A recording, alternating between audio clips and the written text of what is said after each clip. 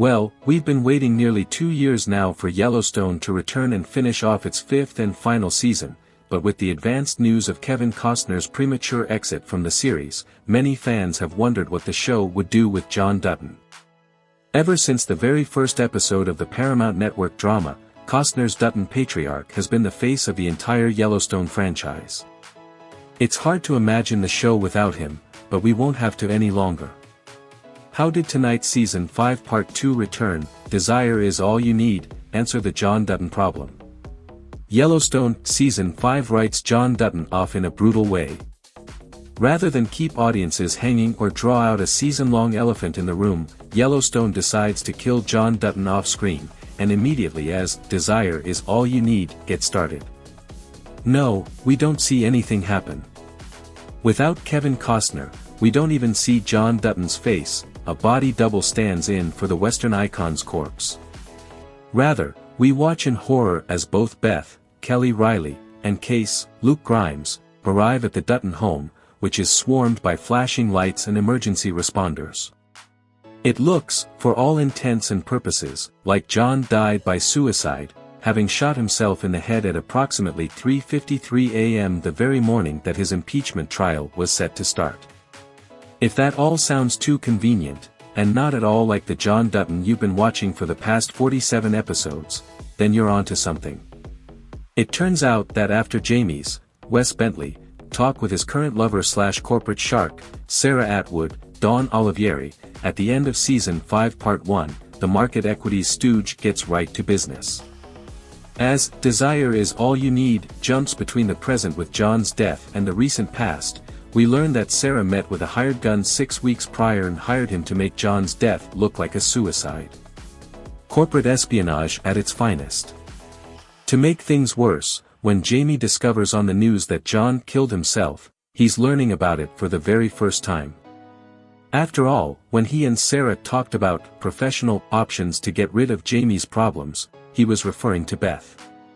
Sarah, on the other hand, clearly had market equities, and their Paradise Valley development deals, on her mind. Their biggest opposition, of course, was always Governor John Dutton. So John Dutton didn't kill himself. More than likely, he put up some kind of fight before being executed, but right now, we don't know all the details. And frankly, they don't matter. John Dutton is dead. Taylor Sheridan has ushered Yellowstone, both as a standalone series and as the flagship narrative in a larger Yellowstone universe, into a new age, and there's no going back. Yes, Kevin Costner's name still appears in the opening titles, but the John Dutton we know and love is long gone. This isn't the first time that John Dutton has been supposedly killed off on Yellowstone. Of course, this isn't the first time that we've seen John Dutton at death's door. Back in Season 1, we thought that John Dutton was dying of cancer, and the main events of the first 2 seasons were largely driven by his desire to ensure his family legacy before he passed on. Season 2's A Thundering later reveals that he only had a ruptured ulcer, not colon cancer as he had assumed. Then, at the end of Season 3's The World is Purple, Dutton is nearly killed again after Garrett Randall, Will Patton, orders a hit on the Dutton family to ensure his biological son, Jamie, would inherit everything he's owed. After John is gunned down on the side of the road, it seems impossible that he would live on. Yet, we got another 18 episodes, and 2 seasons, out of him. If this is actually it for John Dutton, and we have no reason at this point to believe that it isn't, and if Kevin Costner doesn't return with a surprise twist at the end to make it all right, then Yellowstone has truly entered its final form. John has joined his firstborn son, Lee, Dave Annable, and all the other Duttons before him in the afterlife, and his children are now left to decide what the future of their land, their brand, and their family name will be.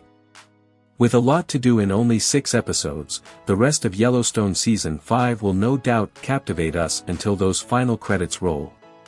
But why didn't Kevin Costner return for the back half of Yellowstone's 5th and supposedly final season? Well, it's a bit complicated.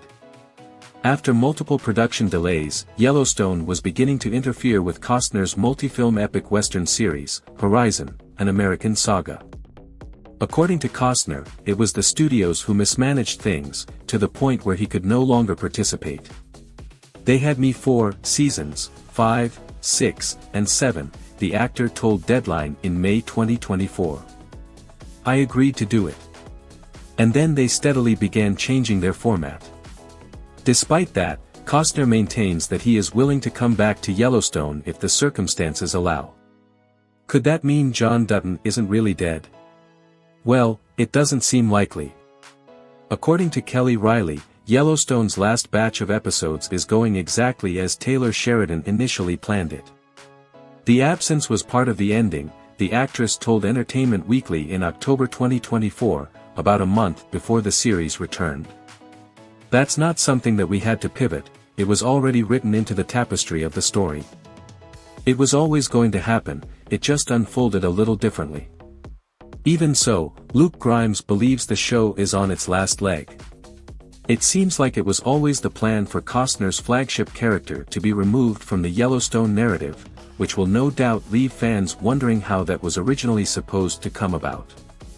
Nevertheless, as the Duttons reel from their heartbreaking loss, and Beth plans to kill Jamie herself, we'll just have to wait and see what sort of sunset Taylor Sheridan paints for our heroes to ride off in.